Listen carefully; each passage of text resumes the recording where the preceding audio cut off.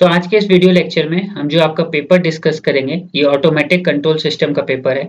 ये paper 6 same double E वालों को जो फर्स्ट शिफ्ट में हुआ है उसमें आया है। ठीक है। इससे पहले अगर जो भी हमारे चैनल पे नए नए लोग हैं, ये जो नए लोग इस वीडियो को देख रहे हैं, तो हमारे चैनल को ज़्यादा से ज़्यादा सब्सक्राइब करें, हमारी वीडियोस को लाइक करें और शेयर अपने फ्रेंड्स के बीच शेयर करें, जिससे हमें मोटिवेशन मिलती है कि हम आपके लिए और भी ऐसा कंटेंट रिपीटेडली बना सकें। तो अब आपका पेपर डिस्कस करना स्टार्ट करते हैं। तो इसके जितने भी ऑब्जेक्टिव क्वेश्चंस हैं वो हम डिस्कस करेंगे आज के वीडियो सॉल्यूशंस में।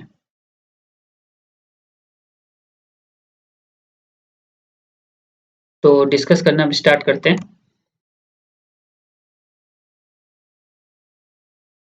तो जैसे सबसे पहला क्वेश्चन है, When the poles lie on the j omega axis, then the system is। अगर जो पोल्स आपके j omega axis पे लाई करते हैं तो सिस्टम कैसा होगा? अनस्टेबल, स्टेबल, मार्जिनली स्टेबल या नन ऑफ दिस। सो जो इसका करेक्ट आंसर होगा वो होगा आपका option C, marginally stable.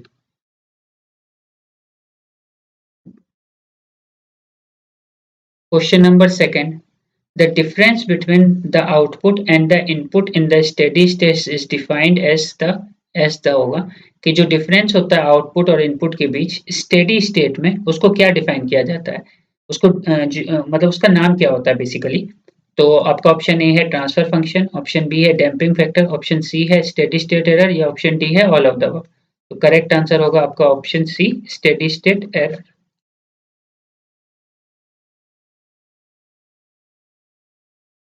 Question number third. Two blocks having transfer function G1 and G2 are connected in series cascade। मतलब कैस्केड कनेक्शन है, दो ब्लॉक्स हैं आपके G1 और G2 और ये कैस्केड में कनेक्ट है। तो पूछ रहा है ये CS या RS। ठीक है, कैस्केडिंग में कनेक्टेड है। तो पूछा क्या है, रिजल्टेंट ट्रांसफर फंक्शन क्या होगा? तो जब भी दो ब्लॉक्स कैस्केड में कनेक्ट हो तो जो रिजल्टेंट ट्रांसफर फंक्शन होता है वो दोनों का मल्टीप्लिकेशन होता है दोनों का, तो G1 इंटू G2 होगा। तो आप ऑप्शन देख लो, G1 G2, G1 by G2, 1 by G1 G2 या G2 बाई G1। तो करेक्ट आंसर होगा आपका G1 इंटू G2। कौन सा सही हो गया इसमें ऑप्शन आपका? Option A is correct.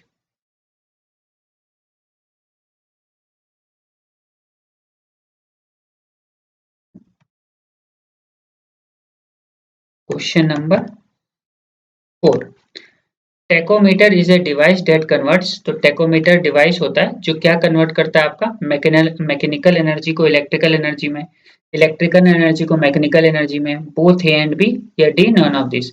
तो टेकोमीटर क्या करता है आपका, मतलब एक डिवाइस होता है जो आपका मैकेनिकल एनर्जी को इलेक्ट्रिकल एनर्जी में कन्वर्ट करता है। तो जो करेक्ट आंसर होगा वो होगा आपका ऑप्शन ए। एक सेकेंड, ये थोड़ा माउस अटक गया है।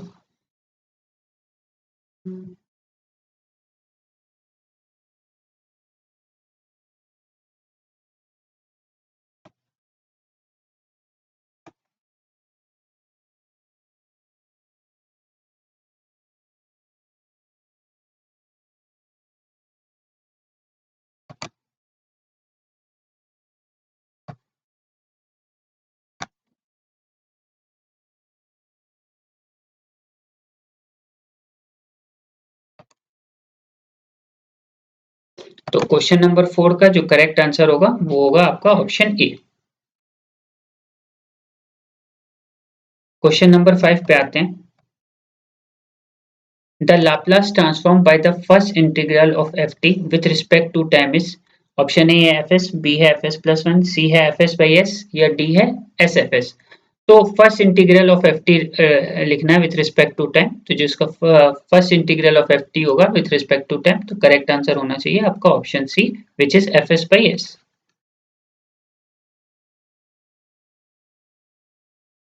क्वेश्चन नंबर 6, व्हेन द लैंपिंग नहीं होगा, यहाँ डैम्पिंग फैक्टर होगा, डैम्पिंग फैक्टर, और इसको जी से डिनोट किया है, हालांकि जीटा होता है बट यहाँ पे जी से डिनोट किया है डैम्पिंग फैक्टर। इस जी जीटा ग्रेटर देन 1 होना चाहिए, बट जी से यहाँ डिनोट किया है। तो सिस्टम कैसा होना चाहिए? Over damped, critically damped, under damped या नन ऑफ दिस। तो करेक्ट आंसर होगा आपका ऑप्शन ए, ओवर डैम्प्ड। क्रिटिकली डैम्प्ड के लिए 1 के इक्वल होता है, अंडर डैम्प्ड के लिए लेस देन 1 के इक्वल होता है। Question number 7.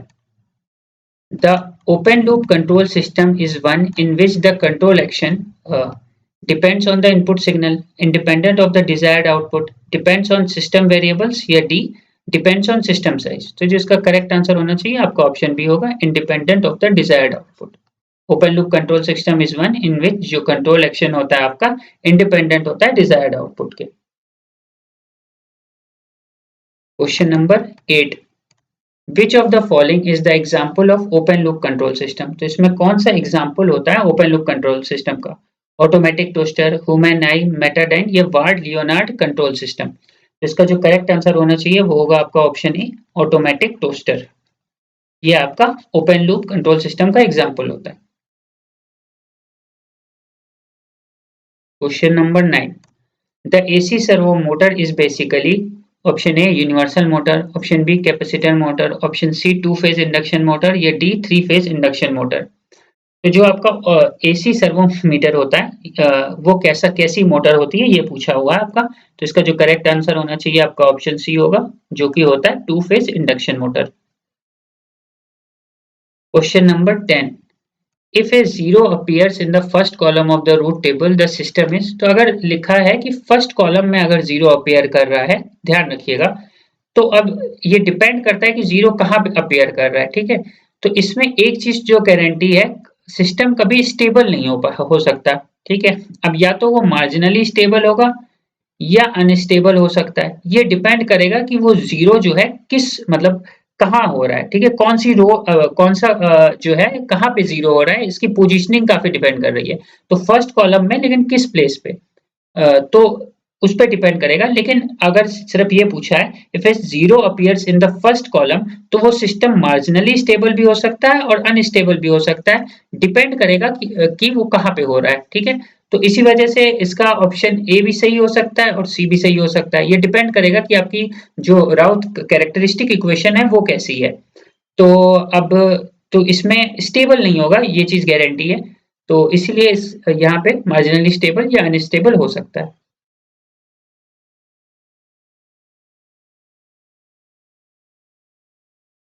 Inverse Laplace transform of 1 by s square. तो 1 by s स्क्वायर का इनवर्स लाप्लास ट्रांसफॉर्म पूछा है, क्या होगा 1t स्क्वायर या 0। तो जो करेक्ट आंसर होना चाहिए इसका वो होगा option B T. T U T का 1 अपॉन एस स्क्वायर होता है। Question number 12. The Bode plot is applicable to maximum phase network, minimum phase network, all phase network या नन ऑफ द अबव। तो जो बोडे प्लॉट एप्लीकेबल होता है वो minimum phase के लिए हम लोग ड्रॉ करते हैं। करेक्ट आंसर होना चाहिए option B, minimum phase network के लिए। Question number 13. For root loci which of the following are static point? Open loop zeros, close loop zeros, open loop poles या क्लोज लूप पोल्स। तो जो आपका correct answer होना चाहिए कि root locus के लिए जो स्टार्टिंग पॉइंट क्या होगा, ओपन लूप पोल्स होता है। तो करेक्ट आंसर जो होना चाहिए आपका ऑप्शन सी होना चाहिए। Question number 14.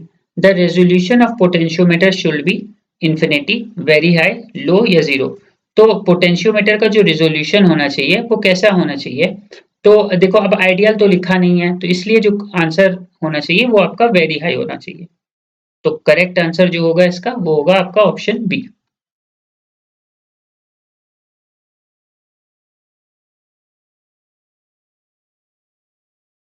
Question number 15.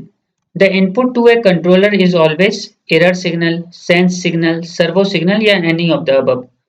तो 15 का जो आपका करेक्ट आंसर होगा वो होगा आपका ऑप्शन है कि जो इनपुट होता है कंट्रोलर का वो हमेशा एक एरर सिग्नल होता है। Correct answer is option A. Question number 16. An impulse function is the derivative of the parabolic function. An impulse function is the derivative of the following function. Sorry मैंने parabolic बोल दिया, गलत बोला है। An impulse function is the derivative of following function. अब इसका option है, option A parabolic, option B step, option C ramp या ऑप्शन डी linear। तो आपको भी पता है कि अगर हम यूनिट स्टेप सिग्नल को डेरिवेटिव करें, यूनिट स्टेप तो नहीं, जर्नल बात करते हैं, तो स्टेप सिग्नल को अगर हम डेरिवेटिव करें तो इम्पल्स सिग्नल आता है। तो जो इसका करेक्ट आंसर होना चाहिए वो होगा आपका option B, step signal.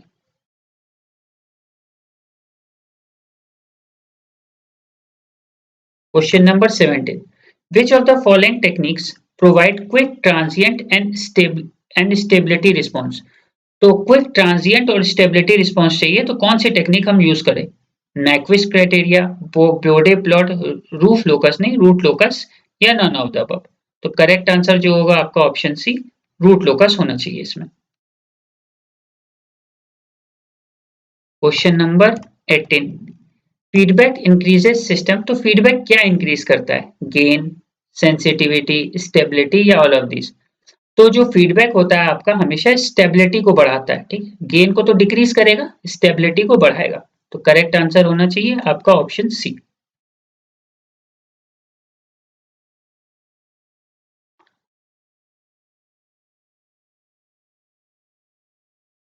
Question number 19, the second order, एक मिनट थोड़ा और जूम कर दे रहा हूं। The second order control system, the value of resonant peak will be unity when the damping ratio is. तो देखो सेकेंड रेजोनेंट पीक पूछ रहा है इसका, will be unity when the damping ratio is. तो डैम्पिंग रेशियो की value पूछा है और सेकेंड ऑर्डर कंट्रोल सिस्टम है, ठीक है। रेजोनेंट पीक यूनिटी, तो जो रेजोनेंट पीक है एमआर की वैल्यू 1 होना चाहिए, ठीक है, ये पूछा है। तो इसका फॉर्मूला होता है DC gain upon 2 zeta under root 1 minus zeta square. तो यहाँ डीसी गेन की वैल्यू तो कुछ नहीं दी है तो हम मान लेते हैं 1 होगा, गेन इक्वल्स टू 1, या डीसी गेन को के से भी डिनोट कर सकते हैं यहाँ पे, जिससे भी आप चाहो। 1 upon 2 zeta under root 1 minus zeta square. अब या तो आप इस इक्वेशन को सॉल्व करो, नहीं तो ऑप्शन से पुट करके देख लो कौन सा सेटिस्फाई करेगा।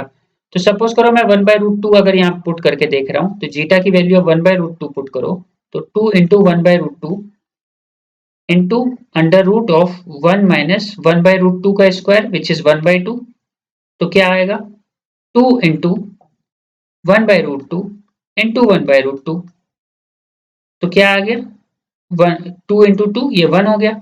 तो ये जो पूरी क्वांटिटी आ गई नीचे की 1, तो 1 इक्वल्स टू 1, यानी कि ये हमारी इक्वेशन सेटिस्फाई हो रही है। आप ऐसे ऑप्शन से भी चेक कर सकते हो, या तो इसको इधर ले जाके, इस क्वांटिटी को इधर ले जाके जीटा की वैल्यू भी निकाल सकते हो। तो जो करेक्ट आंसर आना चाहिए वो होगा आपका ऑप्शन ए, 1/√2, ठीक है। बी नहीं होगा, सी भी नहीं होगा और डी भी नहीं होगा, ठीक है। जीरो आप पुट करोगे तो इनफाइनाइट हो जाएगा। तो करेक्ट आंसर होना चाहिए ऑप्शन ए। चाहो जैसे दो तरीके हो सकते हैं, जैसे मैंने जीटा को इधर करके किया, या तो आप ऐसे जीटा का करके स्क्वायर करके सॉल्व कर दो, नहीं तो यहाँ पे क्योंकि ऑप्शन दिए हुए थे तो मैंने जीटा देख लिया 1/√2 रख के। अब एलएचएस और आरएचएस इक्वल हो गए तो हमारा सेटिस्फाई हो गया इक्वेशन। ये हो गया आपका 19। अब आते हैं question number 20। Regenerative feedback means the output is feedback with step input, negative sign, positive sign या oscillation। तो जब भी रीजनरेटिव फीडबैक होता है ना, तो आउटपुट फीडबैक होता है आपका पॉजिटिव साइन से। तो जो करेक्ट आंसर होगा आपका ऑप्शन सी होना चाहिए इसमें। तो ये आपके 20 ऑब्जेक्टिव क्वेश्चंस डिस्कस हो गए, और अगर आपको ये वीडियो पसंद आए तो ज़्यादा से ज़्यादा वीडियोस को लाइक करें, शेयर करें और सब्सक्राइब करें हमारे चैनल को। और आप हमें टेलीग्राम पे भी फॉलो कर सकते हैं। टेलीग्राम चैनल का नाम है पॉलिटेक्निक जिंदगी, पॉलिटेक्निक जिंदगी। या मैं कमेंट सेक्शन में भी अपने आपको बता दूंगा इसकी, हमारी टेलीग्राम चैनल की आईडी, आप वहां से फॉलो कर सकते हैं और आप हमें कमेंट करके बताएं कि आपके कितने सही हुए। Thanks for watching our video.